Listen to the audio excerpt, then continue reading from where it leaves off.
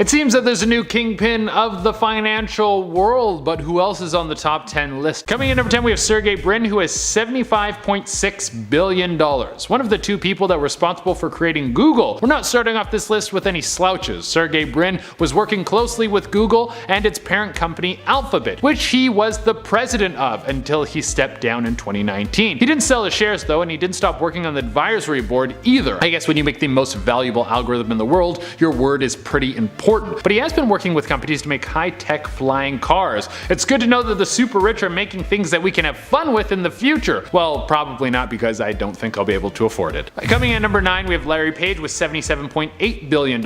It's the second half of the masterminds behind Google. It's kinda cool that they're so close in wealth. Minimal competition between the two. What made Google so successful was the algorithm that he and his business partner Sergey Brin created. It works as a page ranking system, ranking websites on how valuable they are in the search. The algorithm controls what is deemed worthy to get to the front page of Google, and believe me, you want to be on the front page of Google. Larry was the CEO of Google and moved on to be the CEO of Alphabet, which is the parent company that owns Google. Coming in at number 8, we have Warren Buffett with $87.9 billion.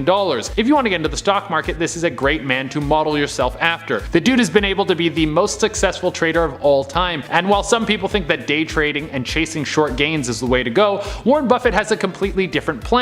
Warren Buffett has made his billions off the buy and hold strategy, and while it isn't as sexy as the idea of flipping stocks after a few weeks and making a nice return, it's much safer, and in most cases you get a much higher gain. The idea is that you invest in stocks that are going to be around for a long time. They are very stable, but because they are stable, their growth is slow, so you throw some money at them and you don't look at them for 20 to 40 years. Then you take your cash out and you have all your retirement money and then some. I mean, if he is the most successful trader of all time, then he's obviously doing something right, and it wouldn't be a bad idea to follow in his footsteps. Coming in at number 7, we have Larry Ellison with $88.3 billion. This guy looks like your dad's buddy that has a deep raspy voice and a strong handshake and is tanned even in the wintertime. Larry Ellison is one of the titans of the software world, as he has been the CEO of Oracle for almost 4 decades. Oracle is one of the biggest software companies in the world. It has been buying up smaller companies for a long time so it can keep being a powerhouse in the field. One of Larry's best moves in recent years has been buying 3 million shares in Tesla. Obviously, the company is doing very well right now, and this dude has been watching his money grow. There's also the fact that he recently bought an island off the coast of Hawaii and turned it into a massive luxury spa. Coming in at number 6, we have Zhong Shanshan with $93.5 billion.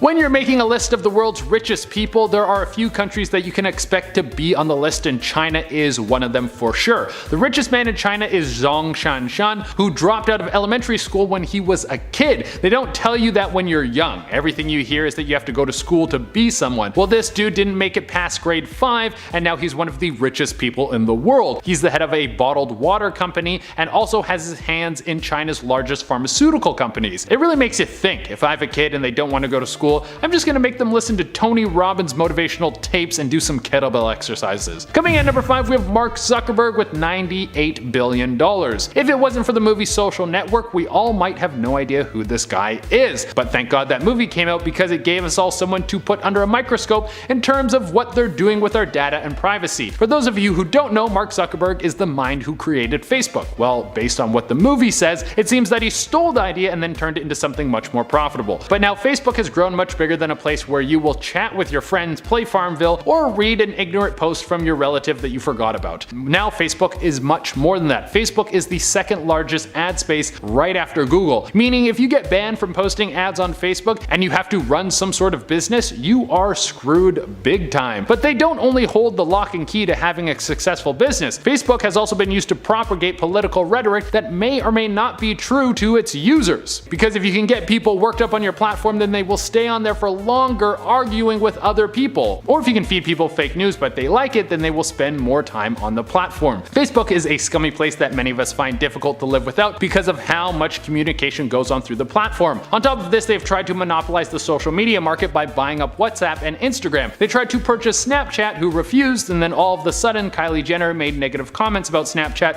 which caused their stock price to tank. That's a little sus if you ask me. Coming in at number 4, we have Bill Gates with $121.8 billion.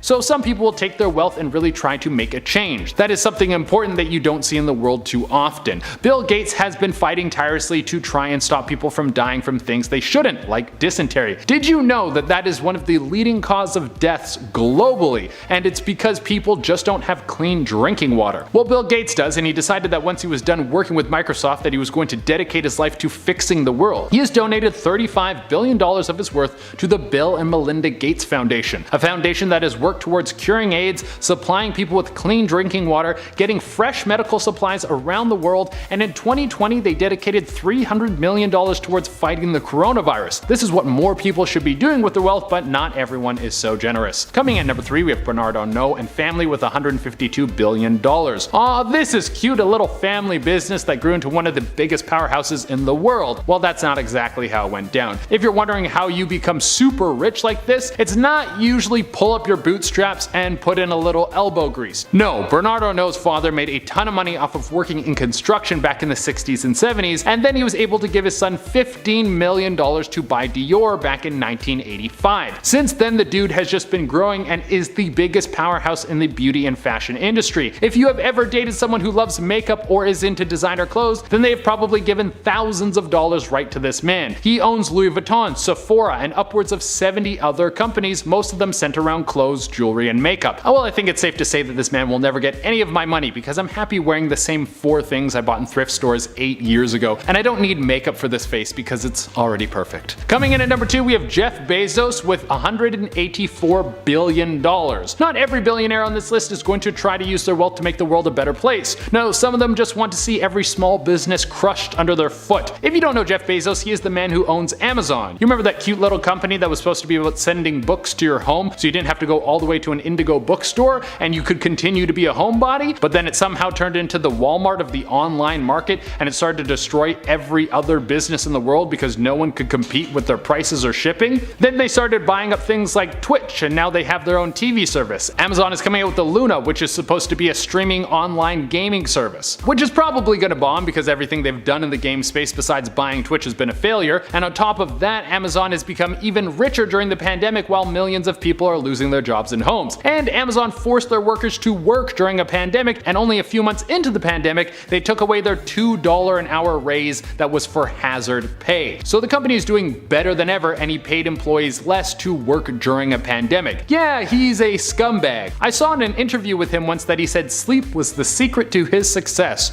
Are you sure it's sleep, Jeff? And it's not bathing in the blood of a unicorn every morning? Coming in at the number 1 spot, we have Elon Musk with $185 billion.